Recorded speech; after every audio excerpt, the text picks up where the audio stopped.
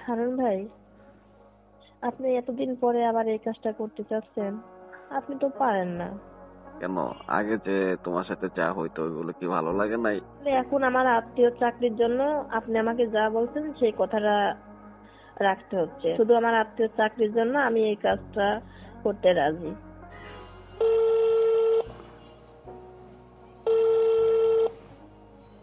Hello Harun ভাই, কেমন আছেন?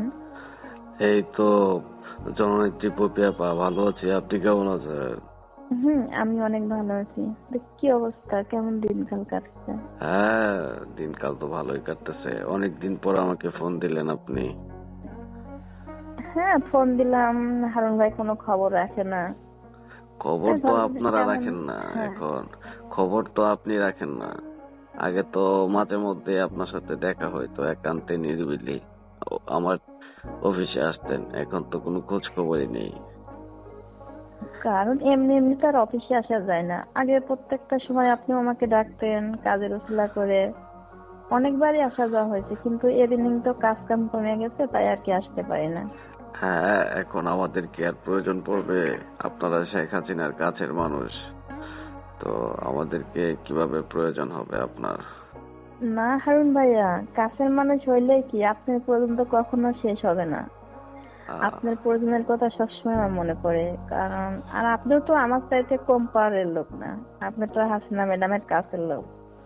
তাও তো আমরা হচ্ছি প্রশাসনিক লোক, আপনি হচ্ছেন শেখ হাসিনা আপার রাজনৈতিক বিষয়ের কাছে। যাই হোক, শেখ হাসিনা আপার কথা বাদ দেন, এখন বলেন আমার সুন্দরী পপি আপা কেমন আছে? হ্যাঁ, সুন্দরী পপি তো ভালো আছে, কিন্তু ম্যাডামের কথা তো বাদ দেওয়া যাবে না। ম্যাডামের ধরে আমরা একতা হয়ে আছি। আহ, যাই হোক, এখন দিনকাল কেমন কাটছে? দিনকাল কেমন কাটছে? আপনারা তো এখন আর আসেন না। আসলে না হয় আপনাদেরকে নিয়ে আবার আনন্দ টানন্দ করা যেত। এখন তো হারুন ভাইকে ভুলেই গিয়েছেন। না, বলি নাই। আমাদের অফিসে আসেন একদিন, আপনাকে নিয়ে চা খাই, গল্প টল্প করি। আগে তো অনেক কিছুই ও হইতো আপনার সাথে, ওইগুলি কি আর মুখে বলা যায়?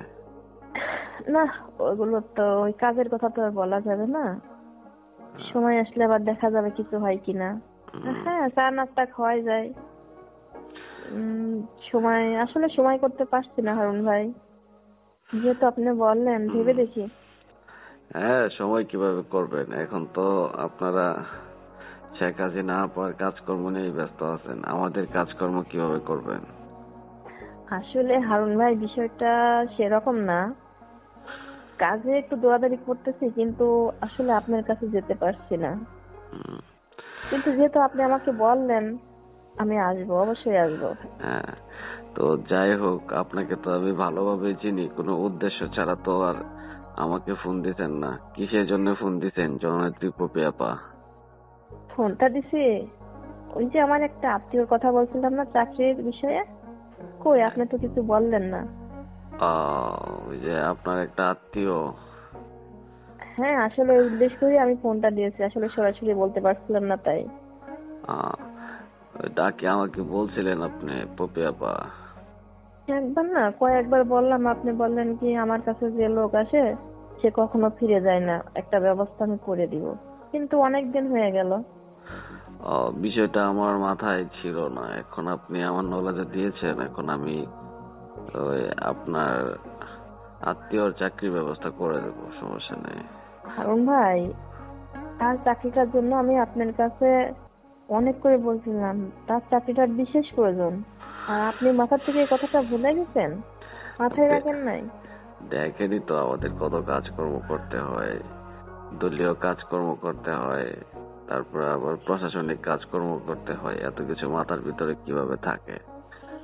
যাই কিন্তু হোক, এটাও তো আপনি একটা কাজ। হ্যাঁ, এটাও তো একটা কাজ। এই কাজটা তো ভুলে যাওয়ার মতো নয়। এই কাজটা তো আপনাকে করে দিতে হবে। সেটা আমি করে দেবো না, এটা কি কখনো হয় নাকি পপি আপা? একটু যত তাড়াতাড়ি পারেন ম্যানেজ করেন হারুন ভাই। হ্যাঁ, ঠিক আছে। আচ্ছা, আপনি যে আত্মীয় চাকরির কথা বলছেন, ছেলে নাকি মেয়ে? মেয়ে। আপনি আহ, তো মেয়েদের চাকরির জন্য, এই কারণে আপনার কাছে বলছিলাম। হ্যাঁ হ্যাঁ, মেয়েদেরকে আমি অনেক বেশি ভালোবাসি, সেই জন্য মেয়েদের চাকরিটা আমি অতি তাড়াতাড়ি দেই। কিন্তু কি হবে, কি চাকরিটা? হ্যাঁ হ্যাঁ, চাকরি হবে, অবশ্যই হবে। আপনি বলছেন হবে না কেন পপি আপা? না, আমার ওই আত্মীয় তো আমাকে বলছিল যে পপি আপা আর কতদিন লাগবে। যাই হোক, ওই আপনার আত্মীয় কি আপনার মতোই সুন্দরী নাকি? আমার মতো সুন্দরী হলে কি করবেন, চাকরি হবে, নাইলে হবে না। না না, হবে না কেন? আপনি যদি কাঠের পুতুলকে এনে দেন, যে বলেন যে হারুন ভাই ওকে চাকরি দিয়ে দেন, তাকে আমি চাকরি দিয়ে দিব। কারণ আপনার সাথে তো আমার অনেক ভালো সম্পর্ক ছিল, তাই না? এক সময় তো আমরা অনেক সময় কাটাইছি একসাথে, ওইগুলো কি আর ভুলে ও, যাওয়া যাবে? আর কি ওগুলো বলতে হবে না, অনেক কিছুই হয়েছে। যাই হোক, কিন্তু আমার বোনটা পাড়া প্রতিবেশী বোন কি সম্পর্কে, সুন্দর হোক আর না হোক চাকরিটা আপনাকে দিতে হবে, দেওয়ার পরে দেখবেন সে সুন্দর কিনা। এখন আমি বলবো না। ঠিক আছে ঠিক আছে, তাহলে আপনি ওই আপনার আত্মীয়কে নিয়ে আমার অফিসে একদিন চলে আসেন, তারপর সমস্ত কথাবার্তা আমার অফিসে বসে বলবো না। বুঝতে পেরেছেন? এই রকম মজার ভিডিও পেতে আমাদের ইউটিউব চ্যানেল টিজে টাইম 11 কে সাবস্ক্রাইব করুন। হ্যাঁ, আমি তাকে নিয়ে আসবো, কিন্তু চাকরিটা কনফার্ম হতে হবে। সে তো বারবার ঘুরতে পারবে না। এই জন্য আপনি আমার একটা ডেট দেন, ওই ডেটে আমি তাকে নিয়ে আসবো আপনার চেম্বারে। আরে পপি আপা, আপনি বলছেন আমি যদি চাকরি না দিই তাহলে আপনার জন্য আর কি করা হবে? আপনি যখন খুশি নিয়ে আসতে পারেন। যদি বলেন যে আগামীকালকে নিয়ে আসবেন, আগামীকালকে নিয়ে আসতে পারেন। আমি সবকিছু কনফার্ম করে রাখবো। যখন নিয়োগ হবে, ওই নিয়োগের সাথে সাথে ওই চাকরিতে মনে করেন জয়েন করে দিব। কোনো টেনশন নেই। আচ্ছা, আচ্ছা, যখন নিয়োগ হবে নিয়োগের একদিন দুদিন আগে আমি আসবো, সবকিছু রেডি করে নিয়ে আসবো। ঠিক আছে, তাহলে তো আরো বেশি ভালো হয়। তো তো আগে, হ্যাঁ বলেন। আপনি তো অনেকদিন পর আমাকে ফোন দিলেন। এখন তো আপনার সাথে যে সময় কাটাইছি এগুলো তো মনে পড়ে গেছে। এখন আপনি একদিনে আসেন, আচ্ছা দেখা সাক্ষাৎ করেন, ভালো লাগবে, আপনারও ভালো লাগবে, আমারও ভালো লাগবে। কিন্তু কি আর করব, ফার্স্ট টাইমে তো ভালোই লাগে সবকিছু, লাস্টে তো ভালো লাগে না। মনে করেন অনেক আগে এক জিনিস পাইছি, সেই জিনিস যদি আবার পাওয়া হয় তাহলে তো আকাশের চাঁদ পাওয়া হবে, তাই না? এখন আপনি আমার সাথে ফোন দিয়েছেন, আপনার সাথে এই পুরোনো স্মৃতিগুলো মনে পড়ে গেল, তাই আপনাকে বললাম যে পপি আপা, এখন তো আপনি বড় নেত্রী হয়ে গেছেন, শেখ হাসিনার কাছে কাছেই থাকেন। এখন আর আমরা ডাকলে কি আসবেন নাকি? তারপরেও বললাম যদি আসেন তাহলে ভালোভাবে আর কি সময় কাটাতে পারবো আপনার সাথে। বুঝুনি তো কি বোঝাতে যাচ্ছি আমি? অবশ্যই। যাই হোক, সেই অতীতের স্মৃতিগুলো আমিও ভুলতে পারি না, বারবার আমার মনে ধাক্কা লাগে একটা। তবে কি করব, আপনার তো ফার্স্ট টাইমে আগ্রহটা অনেক বেশি। আগ্রহ তো ঠিক বেশি আছে। থাকবে, আপনি তো যে চমৎকার সুন্দরী, আপনাকে দেখলে তো এই, আপনার যে বিয়ে হয়েছে, সন্তানাদি আছে, এটা মানে বোঝার কোনো ওয়ে নেই। আসলে ফিটনেসটা ধরে রাখতে হয়, তাই আর কি, সবসময় কাজের লোক দিয়ে কাজ করাই। কিন্তু কি করে যাব হারুন ভাই, আপনি তো পারেন না বেশি আমার সাথে। আহ, মানে আপনি বলতে চাচ্ছেন যে আমি বেশি খেলাধুলা করতে পারি না, তাই তো? আমার যতক্ষণ লাগে, যত পরিপূর্ণ ভাবে আমার যতটা সময় লাগে আর কি, আপনি ততটা সময় দিতে পারেন না, তার আগেই আপনি মাঠের থেকে চলে যান। আহ, তখন তো অনেক আগে, প্রায় বছর দেড়েক আগে আপনার সাথে ক্রিকেট খেলা হয়েছিল, তাই না? হুম। সমস্যা নেই, এখন টি-20 খেলবো না, এখন ওয়ানডে খেলবো। বুঝতে পেরেছেন? এখন শুধু ছক্কা হবে, বলে বলে ছক্কা হবে। বুঝতে পেরেছেন পপি আপা? হয়, আমি জানি, আপনাকে চিনি আমি। হ্যাঁ, শুধু মুখেই বলেন, কাজে আর দেখি না। তাই। হুম। তো যাই হোক, আসেন, আইসা দেখেন কেমন এ, নিজেকে ডেভেলপ করছি, ভালো খেলাধুলা তার করতে পারি কিনা। তার মানে হারুন ভাই নিজেকে অনেকটা পরিবর্তন করছেন নাকি?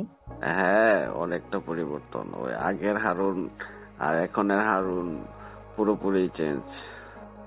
তাই নাকি? এই জন্য এত বিশ্বাস নিয়ে কথা বলতেছেন, তাহলে তো একদিন মাঠে নামতে হয়। ঠিক হ্যাঁ আছে, কবে আসবো বলেন? ঠিক আছে, আগামীকালকে চলে আসেন, আপনার সাথে এক ম্যাচ খেলা হবে। ওয়ান ডে, তাই তো? হ্যাঁ, ওয়ানডে খেলা হবে। ওকে, তাহলে তো আমিও রেডি হয়ে আসছি। ক্রিকেট খেলবেন নাকি ফুটবল খেলবেন? না, ক্রিকেট খেলাটাই ভালো লাগে, ফুটবল অত দৌড়াদৌড়ি ভালো লাগে না। আহ, মানে ফুটবল খেলতে গেলে তো বেশি পরিশ্রম করতে হয়, তাই না? হুম, এই জন্য অত পরিশ্রম আমার ভালো লাগে না। ঠিক আছে, আপনি ক্রিকেট খেলবেন, আমি ফুটবল খেলবো। তাহলে আগামীকালকে আসতেছেন নাকি পপে আপা? ব্যবস্থা করব।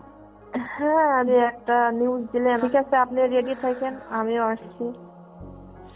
ওকে, তাহলে আগামীকালকে কি আপনার আত্মীয়কে নিয়ে আসবেন নাকি? না, আগামীকালকে শুধু আমি একা আসবো। আর যখন নিয়োগ হবে তার 2 থেকে 3 দিন আগে আমাকে নিউজ দিবেন, আমার আত্মীয়কে নিয়ে আমি আপনার চেম্বারে চলে আসবো। তাই? হ্যাঁ, এত আগে এসে কি করবে বলেন? হুম, আর ঠিক যদি আছে। বিশেষ কোনো কাজ থাকে তার জন্য তো আমি আছি। ওকে ওকে। আর কিছু লাগবে হারুন ভাই, না এতটুকু হলেই চলবে? না না, আর কিছু লাগবে না, এতটুকু হলেই চলবে।